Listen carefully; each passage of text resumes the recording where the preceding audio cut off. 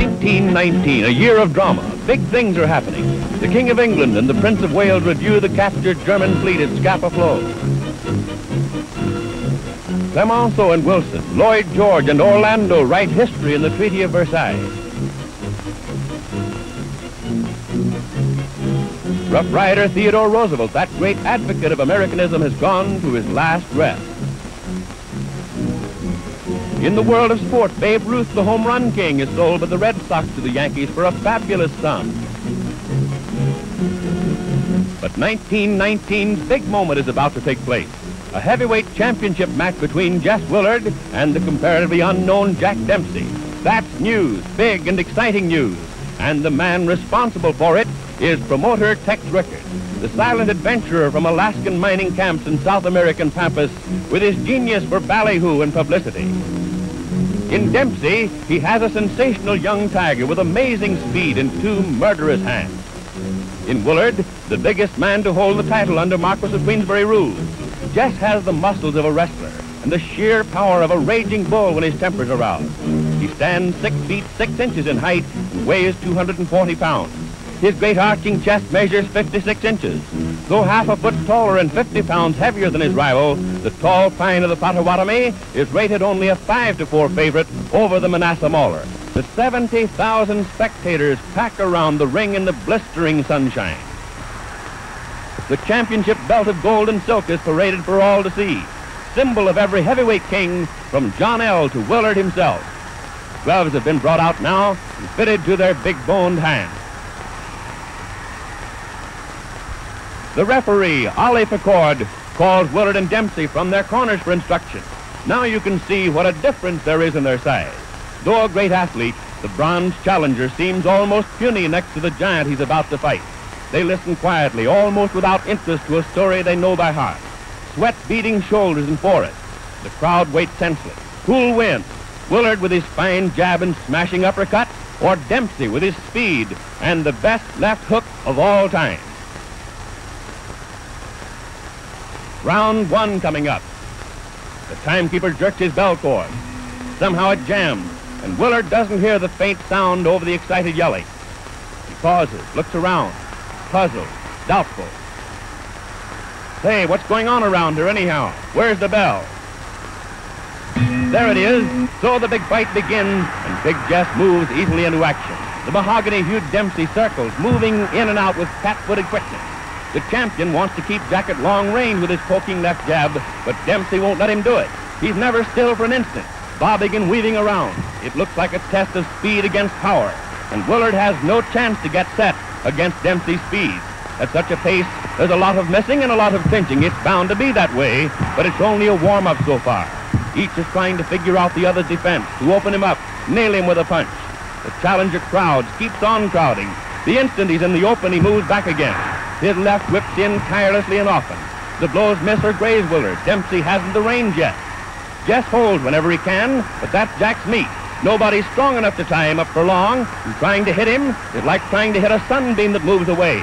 Dempsey's hands are in motion all the time. Willard tries to block with gloves and forearms and elbows, but he's compelled constantly to retreat. What else can he do against the endlessly moving little man? When you're going away, you can't do much damage yourself. A champion is supposed to make the fight, but try as he will, it's far beyond Big Jess. But he hasn't been hurt yet. For all the charging, for all the blows, the tall pine has suffered no injury. He's clever, knows how to handle himself, and in spite of his great size, he moves around quickly and gracefully. No, the little man won't get him. They maneuver around the center of the ring. Now watch. There's that big left, and Willard's down.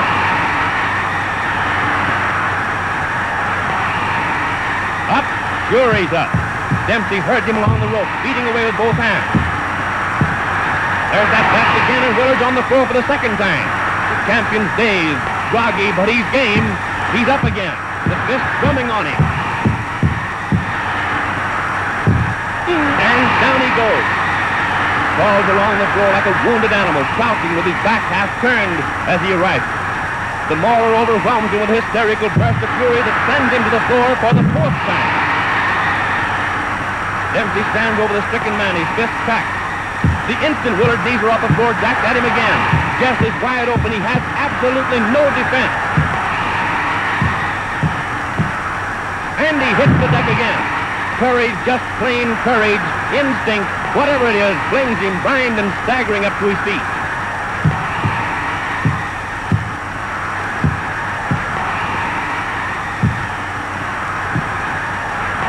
Willard reels around the ring, powerless, with Dempsey pumping right and left into him. Clear across the opposite corner, and there he's taking it again. How can the man stand it? And there he falls, his gloved hand feeling for the rope, trying to hold himself up. Then, painfully, he drags his racked body to a half-erect position. But a right smashes into his side. Other rights crash to the head, and Willard collapses into a sitting position, dazed and helpless, after the most murderous beating a man ever took in the ring. And there's the bell. But no one hears it. Dempsey turns away. He seems doubtful, puzzled. Kearns and others rush jubilantly into the rope square. It's all over. The quickest heavyweight knockout on record. Jack hurries out of the ring to avoid the crowd. But the timekeeper and referee Ollie Pecord are yelling that it's not over. The bell had sounded before Big Jess was counted out. Where is the challenger anyway? Willard's chief second, Walter Monahan, and the other handlers have leaped into the ring to bring their man too. The champion seems helpless, but technically the fight is still on. 1-2, and the bell sounds again.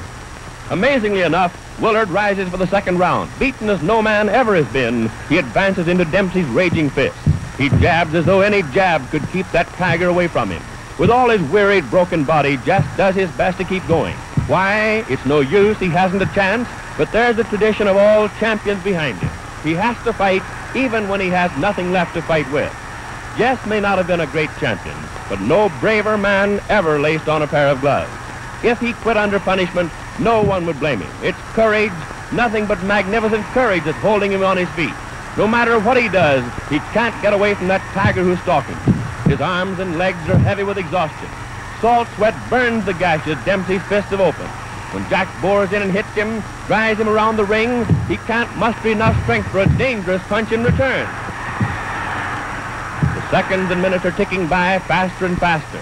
There isn't much time left in the round. If he's to get his KO before the bell rings, he'll have to do it in a hurry. But Willard's only thought is to protect himself, and weak and tired as he is, it's no sense to get him set for the finishing punch, even when he's driven helplessly back against the rope. He wobbles about and clinches, does his best to save himself from his relentless foe.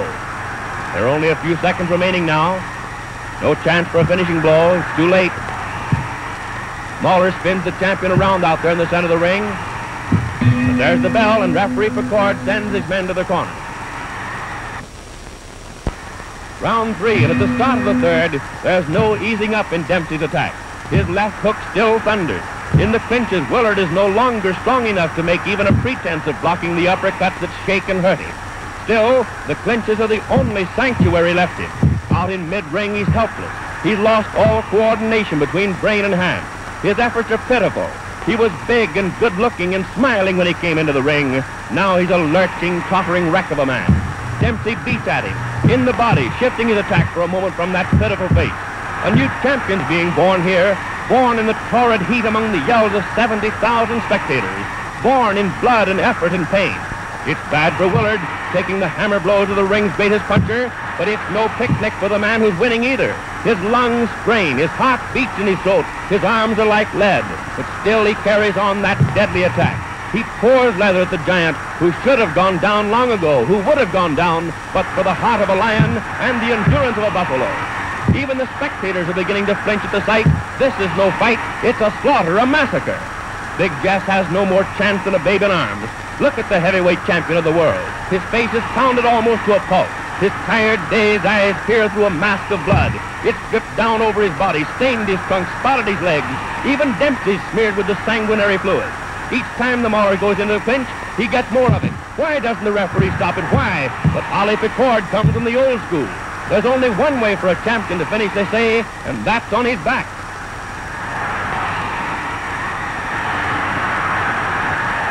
But the bloody, half-blinded Willard won't go down, not even when the tiring Dempsey's blows stagger and hurt him more and more. And again the seconds are running out. The round's nearly over.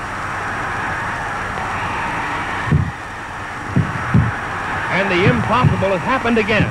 Big Jess has lasted through this another murderous round with this roaring Dempsey.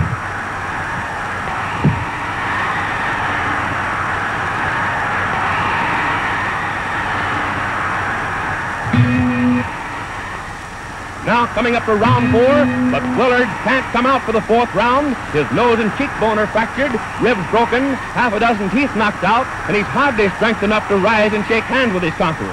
In this most unusual of fights, an idol has been born. Dempsey the Mauler. Unusual, every second of it. The bell failed to sound clearly at the start.